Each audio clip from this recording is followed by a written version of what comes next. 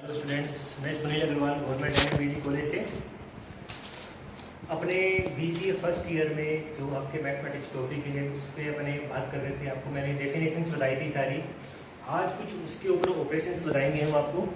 जैसे सबसे पहले मैट्रिक्स में जो ऑपरेशन आता है आपका जोड़ना, एडिशन, ठीक है ना। एडिशन कैसे करते हैं? सबसे पहले मैट्रिक्स, जैसे मान लिया आपने ये मैट्रिक्स है आपकी ए,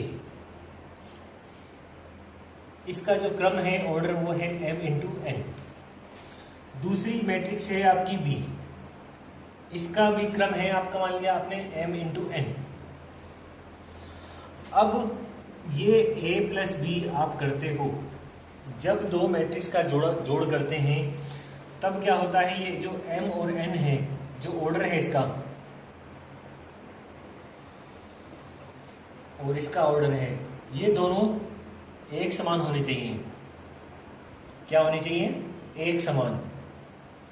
एक समान का मतलब क्या होगा कि m का मान इस m के बराबर होना चाहिए, n का मान इस n के बराबर होना चाहिए। यानी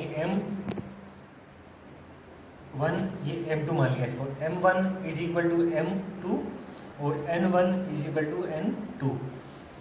ये अगर क्रम आपके समान है तो ही आपका जोड़ होगा, अदरवाइज जोड़ नहीं होगा। अब जोड़ कैसे करना है? जैसे मान लिया आपने ए मैट्रिक्स ली, इसके अंदर मान है 2, 3, 4, 5, ठीक है। बी में आपने लिया मान 1, 2, 3 और 6। अब आपको करना है ए प्लस बी करना है। तो ए प्लस बी जब आप करोगे तो देखो क्या करना, पहली स्थान पे क्या है 2, आपने लिखा 2। आगे इसमें पहले में क्या है 1, तो 2 + 1 ये कर दिया। ये इसका पहला एलिमेंट हो गया। इन सबको क्या बोलते हैं? पहला एलिमेंट, ठीक है। अब क्या है, इसका दूसरा एलिमेंट क्या है आपका 3, इसको आपने किया 3। फिर इसमें क्या है आपका 2, तो आपने 3 + 2, 3 + 2 कर दिया। ये क्या है? दूसरा एलिमेंट हो गया इसका।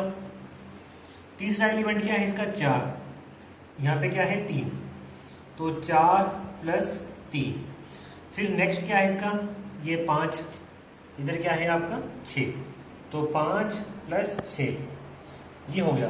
अब जब इनको आप जोड़ते हो तो क्या आ जाएगा, देखो 3, 5, 7 और 11।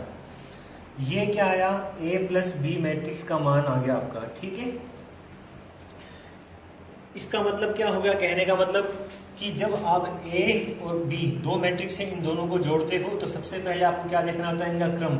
यानी इसके अंदर जितनी संख्याएं हैं, पहले तो 4 संख्याएं इसमें है, 4 इसमें एलिमेंट्स होने चाहिए। आपके 4 एलिमेंट्स इसमें हैं, 4 ही एलिमेंट्स इसमें होने चाहिए। फिर उनका क्रम भी बराबर होना चाहिए, ठीक है। अब जैसे मान लो क्रम बराबर कैसे होना चाहिए, मैं आपको एक एग्जाम्पल से बताता हूँ। दूसरे एग्जाम्पल से ए का मान लिखा आपने 1, 2, 3, 4, 5 और 6 लिख दिया आपने। इसका क्रम क्या हो गया? 2 × 3, ठीक है। बी मैट्रिक्स लिखी आपने 1, 2, 3, 4 और 5, 6। इसका हो गया आपका क्रम 3 × 2। अब वैसे देखो आप टेक्निकल रूप से क्या है, इसमें भी 6 एलिमेंट्स हैं, इसमें भी क्या है 6 एलिमेंट्स। लेकिन जब आप a प्लस बी करते हो तो अब इसमें आप देखो, मैंने आपको क्या बताया था, जो इसके ऑर्डर हैं, ये यहाँ पे 2 है, यहाँ पे क्या है 3, तो 2 is not equal to 3, 2 is not equal to 3, यानी 2 3 के बराबर नहीं होता, आप सभी जानते हैं। इसमें इसका एक क्रम बिगड़ गया, इसका मतलब क्या है, इसको आप जोड़ नहीं सकते। आगे वाला क्रम देख लो, 3 और 2, एक क्रम ही जब इसका बराबर नहीं है तो आप इसको जोड़ नहीं सकते, ठीक है ना। तो इसका मतलब क्या है, इसका जोड़ नहीं हो सकता। जब मान लो इस प्रकार का कोई क्वेश्चन आ जाए आपके सामने, ए का मान ये दे दिया, बी का मान ये दे दिया, अब आपको a प्लस बी करना है कि फाइंड आउट, तो आप क्या लिखोगे? a plus B does not exist, does not exist, यानी a प्लस बी विद्यमान नहीं है, ठीक है। अब मान लो क्या है कि आपने लिखा, जैसे a का मान लिखा आपने 1, 2, 3, ठीक है। b का मान आपने लिखा -4, 5 और 6। अब आपको क्या करना है? a प्लस बी करना है। तो a प्लस बी करने का तरीका वही हो गया, पहली संख्या से जुड़ेगी 1 प्लस, अब क्या है -4, ठीक है। फिर आपने किया, दूसरा एलिमेंट क्या है आपका, इसको इधर लिख देते हैं अपने, a plus B, 1 plus minus के 4। दूसरा क्या है 2 और 5, तो 2 प्लस 5।